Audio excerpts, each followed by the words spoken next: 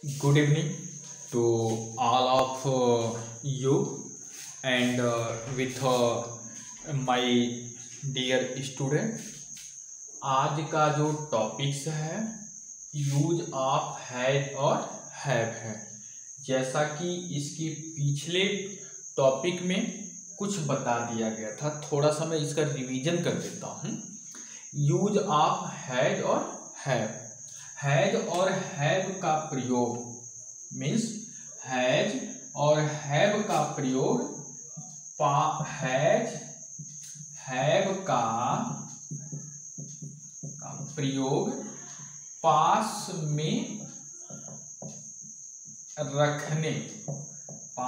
में रखने के लिए किया जाता है। मीन्स हैज और हैव का प्रयोग पास में रखने के लिए किया जाता है, बट यह हैज और हैव का प्रयोग कहाँ किया जाता है? तो प्रेजेंट टेंस में। इस बात को ध्यान दीजिएगा कि हैज और हैव का प्रयोग प्रेजेंट टेंस में पास में रखने के लिए किया जाता है। जैसे एग्जांपल के तौर पे, मेरे पास 3 किताब है, उसके पास 1 कलम है, तुम्हारे पास क्या है, उसके पास क्या है, चिड़िया के पास 2 घोंसले हैं। मीन्स ये सब क्या है? प्रेजेंट टेंस में। अर्थात हम कह सकते हैं प्रेजेंट टेंस में पास में रखने के लिए हैज और हैव का प्रयोग करते हैं। समझ में आ रही है सभी को? क्या समझे? एक बार और सुनो कि प्रेजेंट टेंस में मतलब वर्तमान काल में पास में रखने के लिए हैज और हैव का प्रयोग करते हैं। अब किसके साथ हम हैज का प्रयोग करते हैं? तो rule first, he see it और एक वचन, ही सी इट और एक वचन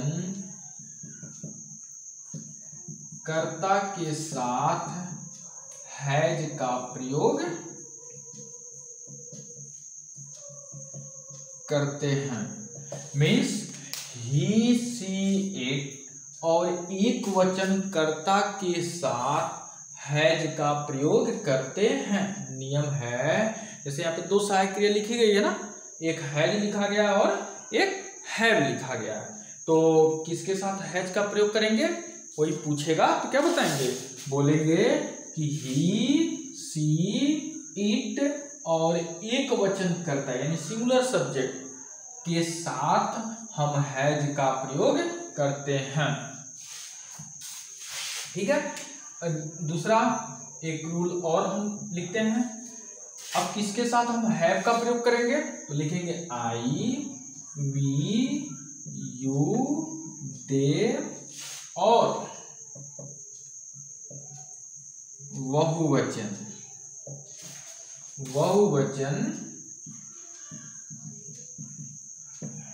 आई, वी, यू, दे और बहुवचन कर्ता के साथ हैव का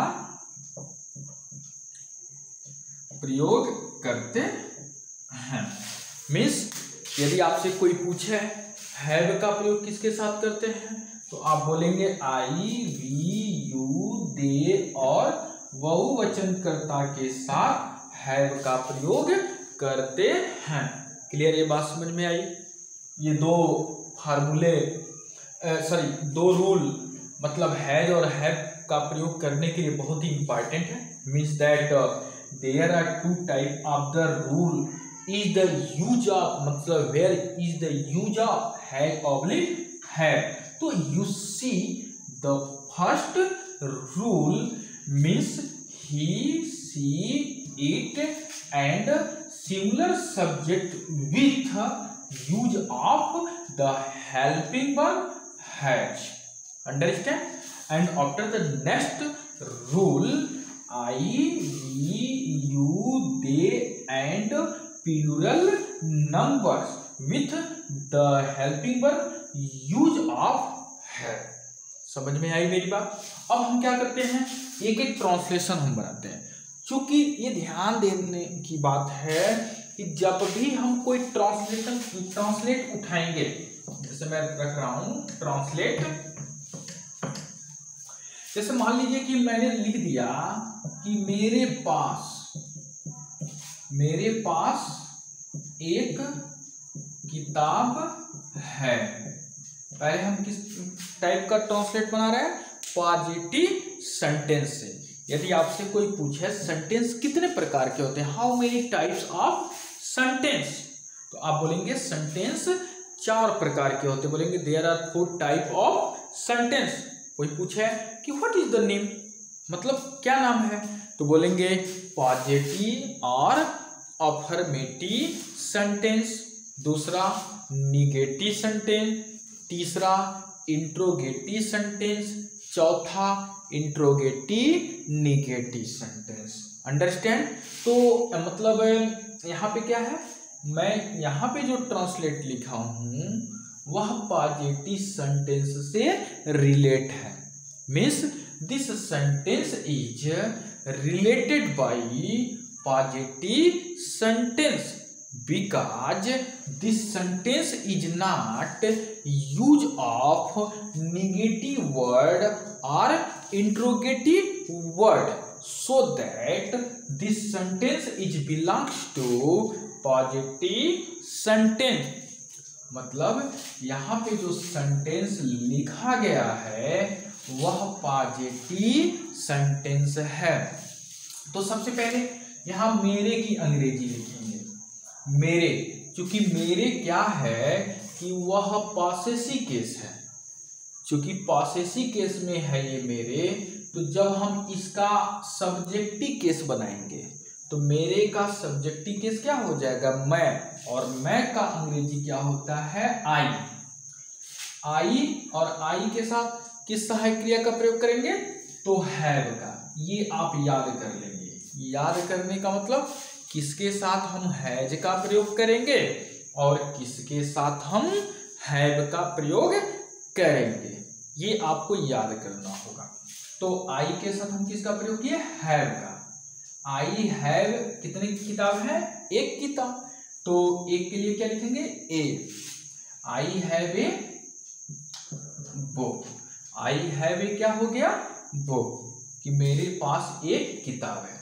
जरा ध्यान दीजिएगा, हैज और हैव बोले तो पास में रखने का जब कंडीशन रहेगा तो वहां पे पॉसेसिव केस से रिलेटेड करता होगा। जैसे मेरे का आप लिख सकते हैं मैं, मेरे का आप लिखेंगे मैं,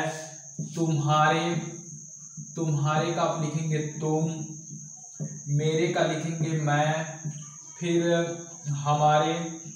हमारे का लिखेंगे हम,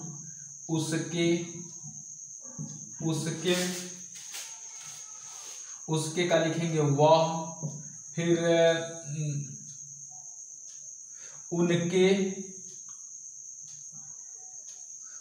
उनके का लिखेंगे वे।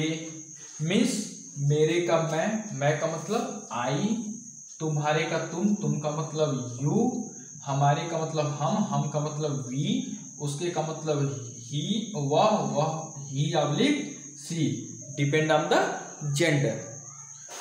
उनके का मतलब वे का मतलब दे। ठीक है, ही see it, I you they, ऐसा पढ़ते हैं। तो ये जब भी आप पास में रखने से रिलेटेड पढ़ेंगे तो आपका जो कर्ता के रूप में जो होगा वह पॉसेसिव केस से रिलेटेड करता होगा। यानी ये पॉसेसिव केस है और ये सब्जेक्टिव केस है, और इसी सब्जेक्टिव केस का ये इसका मीनिंग है। समझ में आ रही है ना आप लोगों को। तो देखिए, इस जैसे मेरे पास एक किताब है, अगर यहाँ पे मेरे की जगह अगर डायरेक्ट लिख दिया था मैं, तो वो गलत हो जाता। मैं पास एक किताब, जैसे तुम्हारे पास एक झाड़ू है, तुम्हारे की जगह डायरेक्ट लिख दिया था तुम पास एक झाड़ू है।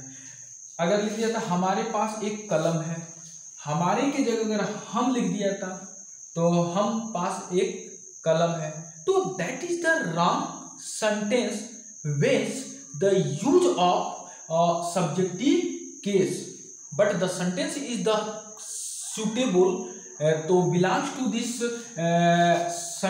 subject is properly the use of possessive case related means कहने का मतलब ये है कि यदि हम डायरेक्ट अगर हम सब्जेक्टिव केस का अगर हम कर्ता रखते हैं तो वह सेंटेंस गलत हो जाएगा, सुटेबल नहीं होगा, सुव्यवस्थित तरीके से नहीं बैठेगा। उस वाक्य को सुव्यवस्थित तरीके से बैठाने के लिए हम पॉसेसिव केस से रिलेटेड सब्जेक्ट को मानते हैं, उसको चेंज करते हैं, फिर हम उसकी राइटिंग करते हैं। अंडरस्टैंड? तो ये हो गया। अब आते हैं एक ट्रांसलेट और उठाते हैं आपको समझाने के लिए। जैसे वह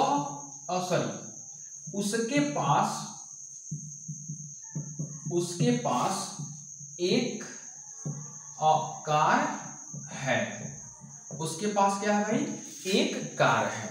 अगर उसके पास, अगर यहाँ उसके की जगह अगर हम वह लिख दें, वह पास एक कार है, तो that is the wrong sentence because this sentence is the not suitable because वह is the not so of the clear sentences. तो यहाँ उसके के लिए उसके चूंकि पॉसेसिव केस से रिलेटेड हो गया, अब हम उसको सब्जेक्टिव केस में लिखेंगे। सब्जेक्टिव केस में क्या हो जाएगा? वह हो जाता है, और वह की अंग्रेजी हम क्या लिख देंगे? ही। और ही के साथ क्या होता है? सहायक क्रिया। ही के साथ किसका प्रयोग करेंगे? हैज का प्रयोग करेंगे। यदि आपसे कोई पूछे सी के साथ किसका प्रयोग करेंगे, तो भी आप हैज का प्रयोग करेंगे। बोलेंगे सर सी के साथ हैज का प्रयोग होता है। कोई पूछ दे दे के साथ किसका प्रयोग करेंगे, तो दे के साथ हैव का प्रयोग करेंगे। कोई आपसे पूछ दे वी के साथ किसका प्रयोग करेंगे, तो आप बोल देंगे वी के साथ हैव का प्रयोग कर देंगे। तो आप तभी बता पाएंगे जब आपको मतलब उसका नियम जो होता है वह याद होगा। और शायद सभी बच्चों के लिए, सभी लोगों के लिए नियम को याद रखना बहुत ही जरूरी है। ठीक है? तो ही हैज कितने कार है भाई? उसके पास एक कार है। यहाँ लिखेंगे ए और यहाँ लिखेंगे कार। अगर एक से अधिक कार होता है, जैसे मान लीजिए 3 कार हैं, तो यहाँ ए के जगह 3 लिखते हैं और ये कार में क्या जोड़ देते हैं? यस जोड़ देते हैं। क्यों? क्योंकि तब क्या होता है? 3 कार, यानी कारों की संख्या क्या है? प्लूरल नंबर में है। बट यहाँ पे है नहीं, यहाँ पे एक ही कार है जो सिंगुलर नंबर में है, इसलिए हमने यहाँ क्या लिखा? कार लिखा। ठीक है, चलिए ये हो गया। मीन्स कहने का मतलब क्या है कि अगर पॉजिटिव सेंटेंस से रिलेटेड कोई हम वाक्य लिख देते हैं, ठीक है, तो उस कंडीशन में हम कर्ता के बाद हैज ऑब्लिक हैव का प्रयोग करते हैं, उसके बाद हम कॉम्प्लीमेंट का प्रयोग कर देते हैं। ठीक है, अब निगेटिव में आते हैं। निगेटिव सेंटेंस जैसे एक होता है निगेटिव,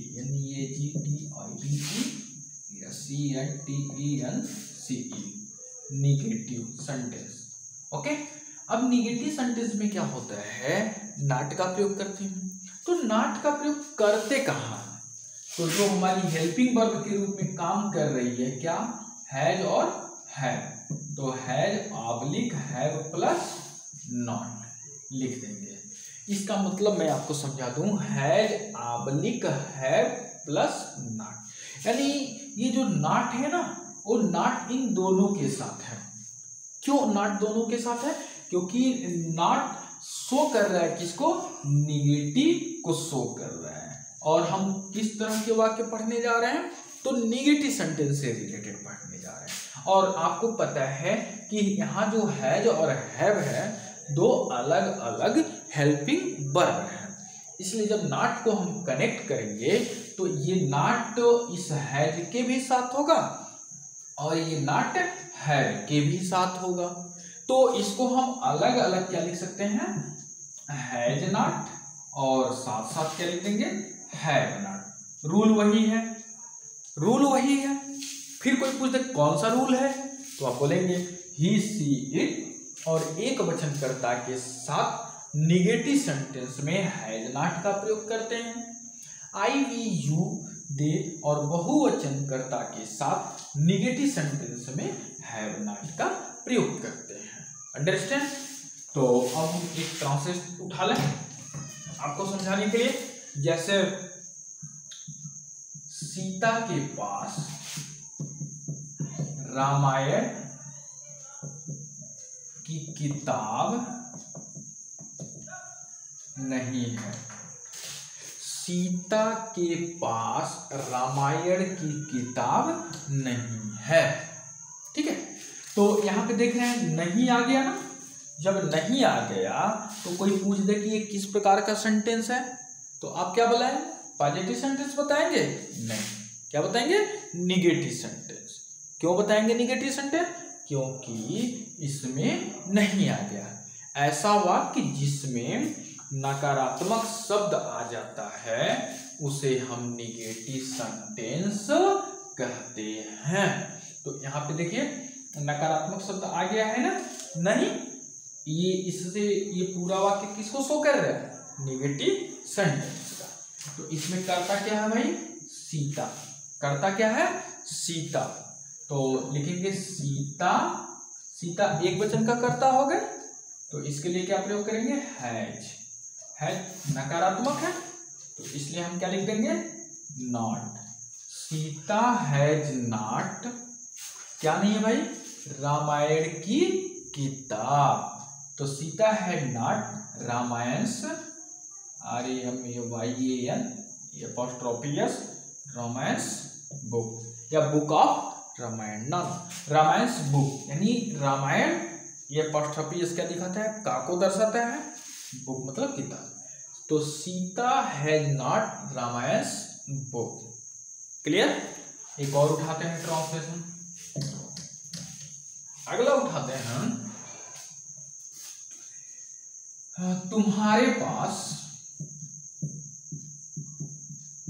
तुम्हारे पास पांच घड़ी नहीं है। ध्यान दीजिएगा, तुम्हारे पास 5 घड़ी नहीं है।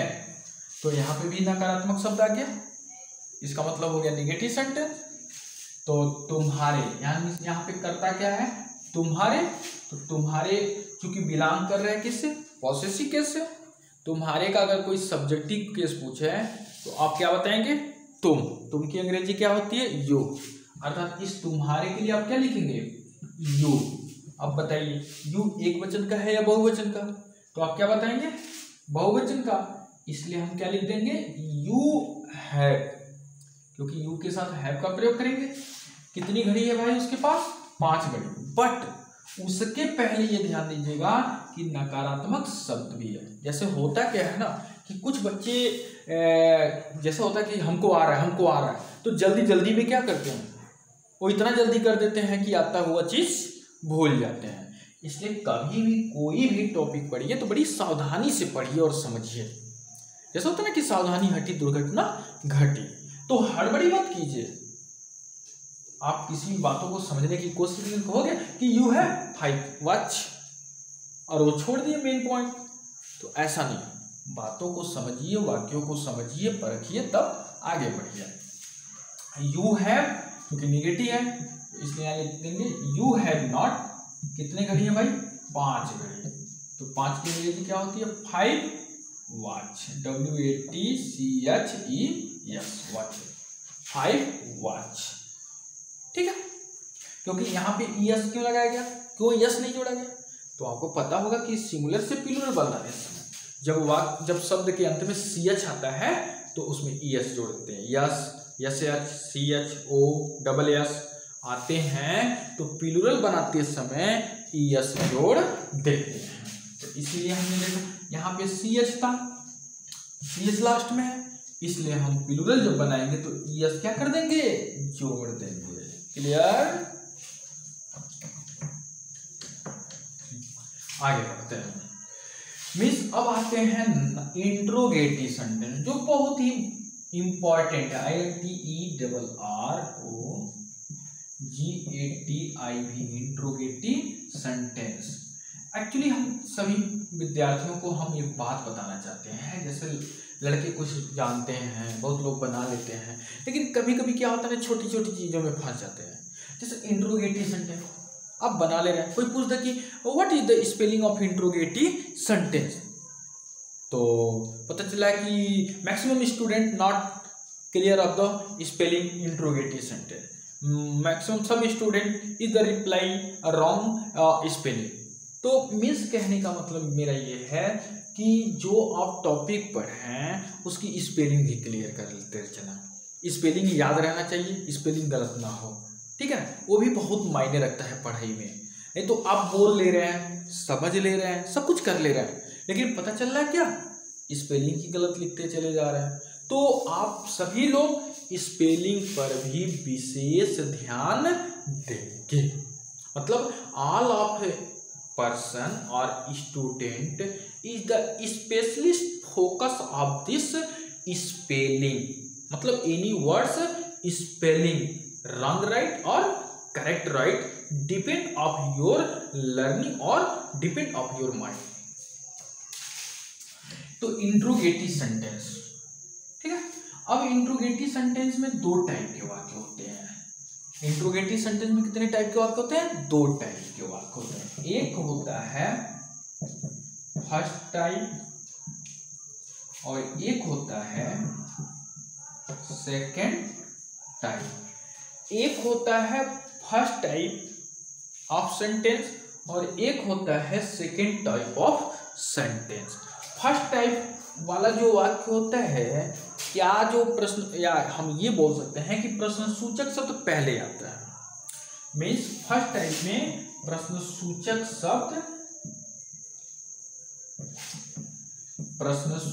शब्द वाक्य में पहले आता है, वाक्य में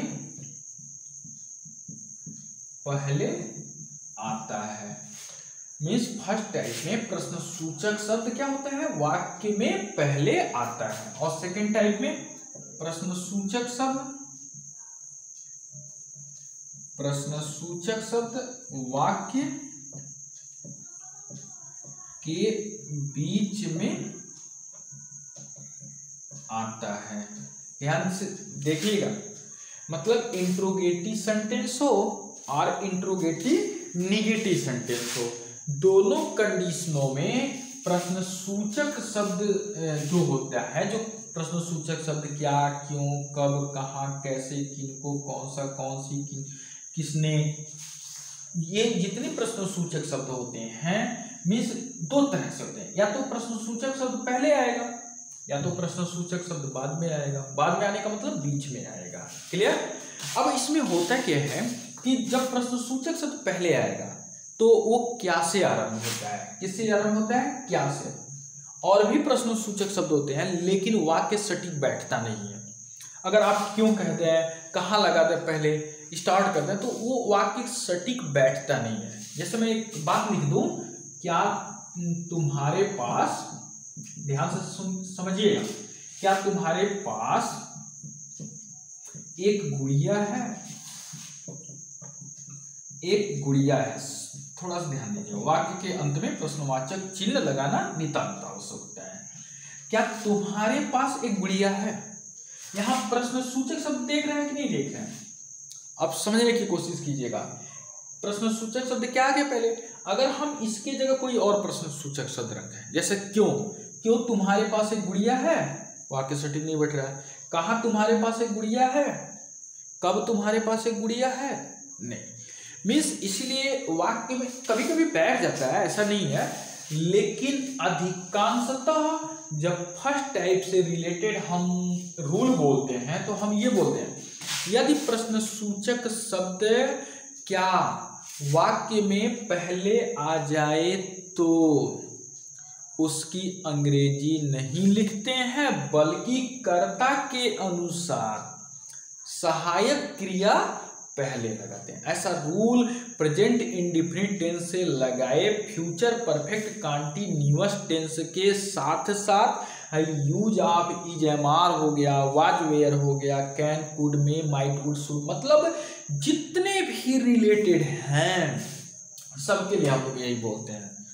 तो इसका मतलब ये हो गया, कहने का मतलब ये, पहले दो टाइप समझिए कि फर्स्ट टाइप किसे कहते हैं कि प्रश्न सूचक शब्द पहले आ जाएगा। सेकेंड टाइप क्या बोलेंगे कि प्रश्न सूचक शब्द बीच में आ जाएगा। ठीक है, अगर प्रश्न सूचक शब्द पहले आ जाता है तो उसकी अंग्रेजी नहीं लिखते हैं, ये बात समझिए। जब प्रश्न सूचक शब्द बीच में आ जाए तो उसकी अंग्रेजी लिखते हैं। दो पहले बात समझिएगा, फर्स्ट टाइप में प्रश्न सूचक शब्द पहले आएगा, सेकेंड टाइप में प्रश्न सूचक शब्द बाद में आएगा। फर्स्ट टाइप में प्रश्न सूचक शब्द की स्पेलिंग नहीं लिखते हैं और सेकेंड टाइप में प्रश्न सूचक शब्द की स्पेलिंग लिखते हैं। ये बात समझ में आई? अब आगे बढ़ते हैं। तो ये हटाते हैं, इसको मिटाते हैं, सीधे ट्रांसलेट पे रहते हैं कि देखिए जब प्रश्न सूचक शब्द पहले आ जाए तो उसकी अंग्रेजी नहीं लिखते हैं, उसके जगह पर कर्ता के अनुसार सहायक क्रिया का प्रयोग करते हैं। देखिए मेरे भाई, क्या है, क्या की अंग्रेजी नहीं लिखेंगे? क्यों? वही पूछे क्यों नहीं लिखेंगे? आप क्यों नहीं लिखेंगे? What will you not write? तो बोलेंगे सर बिकॉज, मतलब this sentence is belongs to first type and you know and you see means question what is the firstly aid and you know कि when this sentence is belongs to first type sentence not the right of this interrogative word, then the interrogative word is the replace of this subject helping verb according to the subject। Means कहने का मतलब ये है कि जब interrogative sentence में first type का अगर वाक्य रहता है तो जो प्रश्न सूचक शब्द रहता है उसकी अंग्रेजी नहीं लिखते हैं, उसके जगह पर कर्ता के अनुसार हम सहायक क्रिया का प्रयोग करते हैं। ठीक है, तो यहाँ क्या है, इसकी अंग्रेजी नहीं लिखेंगे, हम आएंगे कर्ता के अनुसार। कर्ता तुम्हारे हैं, इसको हम कन्वर्ट करेंगे सब्जेक्टिव केस में, सब्जेक्टिव इसका तुम होगा, तुम की अंग्रेजी यू होगा। तो इसके लिए क्या लिखेंगे, यू के साथ सहायक क्रिया है। तो सबसे पहले क्या लगाएंगे, है, फिर कर्ता हैव यू, क्या है भाई उसके पास एक गुड़िया है, तो हैव यू ए डॉग, ये क्वेश्चन मार्क लगा देंगे। अगर क्वेश्चन मार्क नहीं लगाते हैं तो गलत मान लिया जाएगा। ठीक है, अगला होता है, जैसे मान लीजिए मैं उठाता हूं, उसके पास 10 हिंदी में लिखते हैं, उसके पास 10 घोड़ा क्यों है, उसके पास 10 घोड़े क्यों हैं, ऐसे लिख देते हैं, अच्छा लगेगा कि उसके पास 10 घोड़े क्यों हैं। ठीक है, अब देखिए यहाँ पे क्वेश्चन वर्ड जो है, प्रश्न सूचक शब्द जो है वह यहाँ पे आ गया है। जब वहां आ गया है तो इसकी अंग्रेजी हम पहले लिखेंगे। कोई पूछेगा क्यों भाई पहले लिखेंगे, तो आप ये बोलेंगे कि क्योंकि प्रश्न सूचक शब्द कहाँ है, बीच में है, और जब बीच में है तो उसकी अंग्रेजी हम पहले लिखेंगे। तो क्यों के लिए क्या लिखेंगे, वाई, क्या लिखेंगे मेरे भाई, वाई, अंडरस्टैंड। तो वाई, अब इसमें करता क्या है, उसके का क्या होगा, वह की क्या अंग्रेजी होती है, ही अप्लिक सी, मैस्कुलिन है तो ही, फेमिनिन है तो सी, बट दोनों के साथ सहायक क्रिया हैज, तो यहाँ क्या लिखेंगे, वाई हैज ही, कितने घोड़े हैं भाई, 10 घोड़े, वाई हैज ही कितना, 10 हॉर्स, HORS। अगर इतना ही लिख देंगे तो गलत हो जाएगा, कोई पूछेगा क्यों गलत हो जाएगा, आप कहेंगे क्वेश्चन मार्क लगाना है, चलिए मैंने क्वेश्चन मार्क भी लगा दिया, फिर भी ये गलत है। अब आश्चर्य हो जाएंगे क्यों, मैंने क्वेश्चन मार्क लगा दिया, तब तक दिमाग में वो यहाँ यस छोड़ दिए, यस लगाएंगे क्योंकि ये क्या है, घोड़ों की संख्या प्लूरल में है, और जब प्लूरल में है तो हम यस का प्रयोग करेंगे। अंडरस्टैंड? तो ये हो गया इंट्रोगेटिव सेंटेंस। अब एक और आते हैं interrogative negative sentence.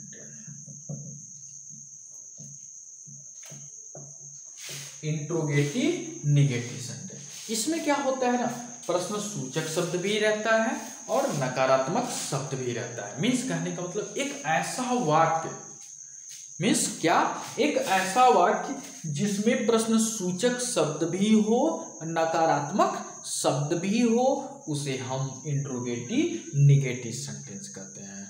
Means in this any which ऐसा वाक्य means so sentence is belongs to this sentence is so of this sentence is aid of interrogative word with negative word. This sentence is call of interrogative negative sentence. Okay, अब इसमें काम वही है interrogative sentence की तरह। अगर first type का है तो हम उसकी अंग्रेजी नहीं लिखेंगे, कर्ता के अनुसार है या लिख है का प्रयोग करेंगे। अगर सेकेंड टाइप का है तो उसकी अंग्रेजी लिखेंगे।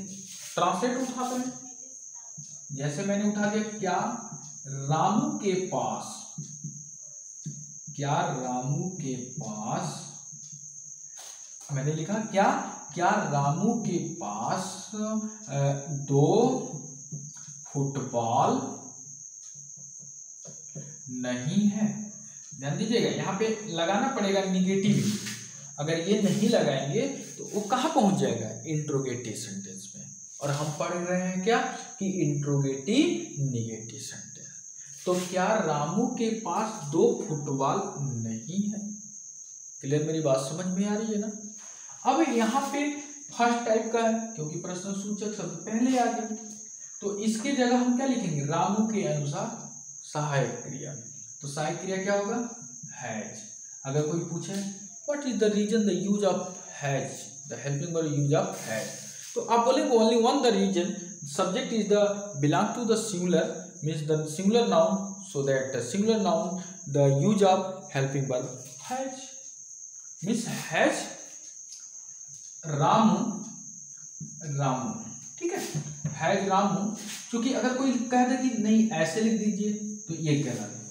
कोई पूछे क्यों गलत, क्योंकि बोलेंगे कि सर नाम का जो पहला अक्षर होता है वह कैपिटल में होता है। अब क्या बोलेंगे कि जो नेम का फर्स्ट लेटर होता है वह कैपिटल में लिखा जाता है। तो लिख दिया हमने हैज रामू। उसके बाद कर्ता के बाद तुरंत नाट का प्रयोग करते हैं, कर्ता के बाद हम नाट का प्रयोग करते हैं। तो हैज रामू नॉट, कितने फुटबॉल है भाई, 2 फुटबॉल। तो क्या लिखेंगे, 2 football, footballs, question mark. Clear, has Ramu not 2 footballs. अगला एक और उठाते हैं सेकंड टाइप का, गीता के पास, गीता के पास 3 गीता